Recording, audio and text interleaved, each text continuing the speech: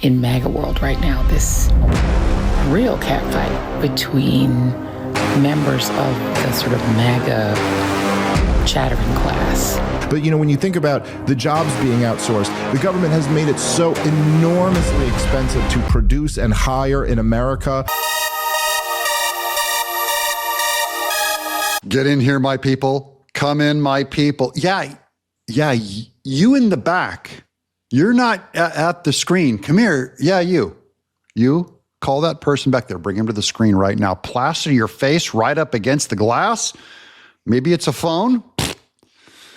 We have a great Joy Reid clip. That's a cell phone. That's going to be a piece of candy at the end of this video. This video is documenting the massive civil war among MAGA. We're split. The H-1B very well, and it's something that I frankly use, and I shouldn't be allowed to use. We shouldn't have it. Very, very bad for workers. And second of all, I think it's very important to say, well, I'm a businessman, and I have to do what I have to do, and it's sitting there waiting for you, but it's very bad. It's very bad for business in terms of, it's very bad for our workers, and it's unfair for our workers, and we should end it, The Buy and Hire American order I'm about to sign will help protect workers and students like those of you in the audience today. This historic action declares that the policy of our government is to aggressively promote and use American-made goods and to ensure that American labor is hired to do the job. Right now, widespread abuse in our immigration system is allowing American workers of all backgrounds to be replaced by workers brought in from other countries to fill the same job for sometimes less pay. This will stop. This will stop. We're finalizing H-1B regulations so that no American worker is replaced ever again. And Trump cast the tiebreaker today, and he went on the side of big tech, Ramaswamy and Elon Musk, and kind of screwed over the MAGA. What I want to do and what I will do is you graduate from a college, I think you should get automatically as part of your diploma a green card to be able to stay in this country. And that includes junior colleges too. Working class, bread and butter. I see it as the Marjorie Taylor Greene types. But also Steve Bannon has some heat. Mike Davis, kind of our traditional MAGA, the non-big tech people. If you're 50 and over, you're probably one of the people who got screwed over. Okay, we're going to get into this. It's okay, though. Look, it's okay. Welcome to Doug in Exile. First of all, thank you for watching this show. I don't deserve your view. I appreciate and thank you for giving me a little bit of time. I hope you'll let me make my case. This is comedian Dave Smith, who I think is an up-and-coming genius. He's like Bill Maher without all the obnoxious, pretentious, shallow snark. One of the things that just is always overlooked, and I do think to some degree this is why Vivek's tweet, which we'll get into in a second, drew such criticism from some people, and why it really wasn't well received among a large group of people. And I think part of that is that there's just in all of these examples, the American worker is just constantly like carrying the weight of our government on their back. Amen, brother. I haven't heard someone be that articulate about it. You and I, but especially you, I sit here and do YouTube videos. I used to do muscular work. I haven't done muscular work in 20 years. You know, minimum wage, low wage, using your back, plumbing, my dad swung a hammer. But my brother's a long-haul trucker right now. He trucks from Montana, goes up to Alaska. He's trucking through the snow. 80 tons in his rig of liquid, often sewage, 100 foot long, 10 axles. When does he get a break? Vivek, you billionaire? Elon, billionaire? When does my brother get a break? Because right now they're saying to expand, open up, forgive the H-1B visa program, which they need to bring in more tech programmers from India, from wherever, okay? These are the most brilliant people in the world. All agree, the best programmers in the world and engineers. all agree. But does that mean, why so much attention on them? Suddenly, AI is this huge emergency. AI is important. I agree. We need it for national security in a war against China and Russia. I agree. However, that does not give you a license to dismiss the blue collar, working class carpenters that were MAGA while you guys were still voting for Obama. We were here. So no offense, screw you to the big tech, new right wing. I'm very excited about your technology. I'm very excited about your money.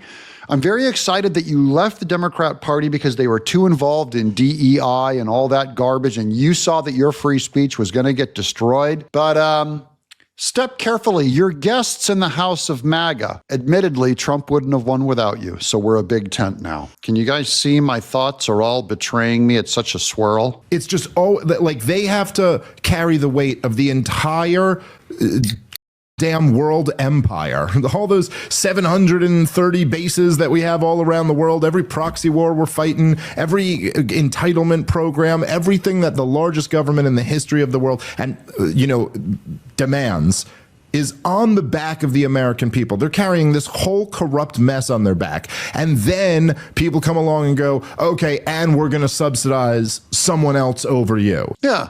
And you know what? Most Americans who swing a hammer, they don't even want a subsidy. They don't want a special Scooby snack welfare. They're like, you know what? Get the government off my friggin' back. Get it off my back.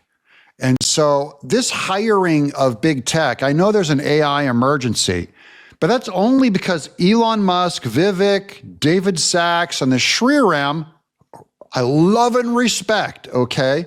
But they're in tech billionaire world. They're not in the world of truckers. Who in Trump's inner circle is a hog farmer?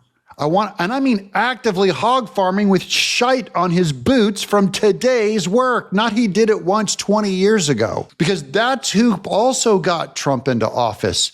It is the bread and butter, great American, working class, below the line, and we're disrespected and ignored by the tech elites up. The tech elites are way up in the clouds going, oh, we have to take care of university and we have to take care of our computers and our satellites and our space cloud.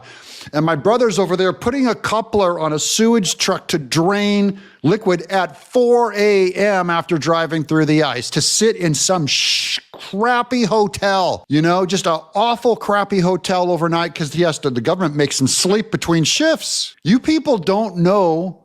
You people don't understand that forgive me for not seeing AI as the world's #1 threat. You see it as the biggest threat. You understand all the math and all that stuff. But you know what? When people go to bed tonight, it is not because our AI is failing us and we don't have enough programmers to keep up with China. This is no different than beating Russians to the moon. And we were starving our people to do it. That old Larry Norman song. But I digress. Here's the rabbit hole on X. This is what we're up against, a growing mindset that certain groups should be prioritized above others. The values of the future should be colorblindness and meritocracy, not wokeness and DEI. Because let's face it, that obliteration of our southern border is people made the case in the name of diversity and inclusion. They made the case. The reason why Marxism, the reason why in no borders goes all the way back before the Bush era and Reagan era, the reason why the Democrats don't believe in borders, why they have problems with the borders that Israel put up, why they have problem with borders and fencing in France, the Euro elites. They don't believe in borders. That is, they don't believe in a national identity. Not white national, don't go there. I'm not saying that. They don't believe in a national identity, patriotism, created equal under God by a creator. All men are created equal, blind justice of the law, work ethic. And this smells like that when they just kind of go, you know what? America's identity, not so much. Just go hire a bunch of brainiacs from another country and screw your trucker brother. And our concern is someone else over you. And you know what I mean? And like, there's just like a snapback reaction. But when you think about the jobs being outsourced, the government has made it so enormously expensive to produce and hire in America America. It's like the American worker doesn't even have a fair competition against any of these guys. And that's another factor in all of this. You know what? America effed up on our own of promoting, football superstars and cheerleaders and video game players and influencers over mathematicians and people who do hard, skilled labor. Where's all the talk of the micro blue collar jobs now that we need to keep the electricity on? They're going off into AI land because the technology is near infinite. So you know what the problem is? It's going to be a permanent problem in technology. The pursuit of AI programmers, it will never go away. It's almost a new welfare state that they're creating, a new reason going, we have to stay ahead. We have to stay ahead. We have to go hire them out of India. Or China will get them. Why doesn't China, if these Indians aren't American patriots and don't want to come here because they love the country and the Constitution, China will be able to buy them anyways if they're just for sale for the highest bidder. And you're not here for America. That's my beef. And I love my Indian Americans. Love you guys. But, have a little sympathy for the home team. Now, here's Joy Reid in a total self-own. She jumped off of X. She quit X/Twitter. And now we caught her using it again because it's the only place where news exists thanks to Elon Musk, who helped save the country by getting Trump elected, even though he's totally wrong on H-1B visas and expanding them, that he needs to fix certain things, reform it before you expand it, buddy. Hey, fam. So it's been really fascinating to watch what's going on in MAGA world right now, this real catfight between members of the sort of MAGA chattering class. Joy Reid is even aware of this fight. That's why I'm bringing it to you once again. Some of you aren't aware. I didn't want Joy Reid to know before you knew about the big MAGA fight. Back and forth. That's mostly taking place on X Twitter. And no, I'm not still on X Twitter. I did leave the site, but just have been observing it just by going on it, just looking at it. Because that's really where the fight is kind of playing out.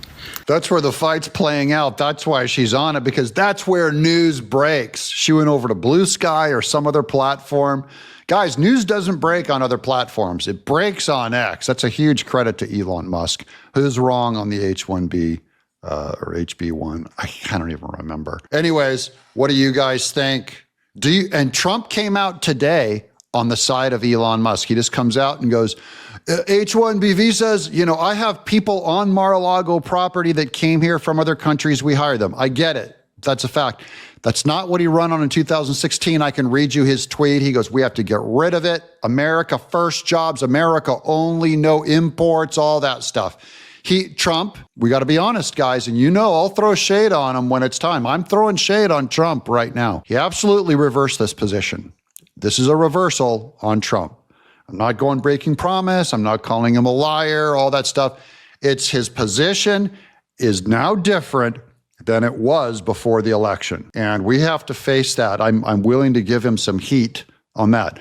It's no different than, look, he flipped his position on abortion, and I was furious. I'm a pro-lifer, furious at that. Now he flipped a position on importing workers. He still has a mandate. He's still won. I'm on board. He's my leader. I disagree with you, and we're allowed to disagree with our leaders. I'm Doug in Exile.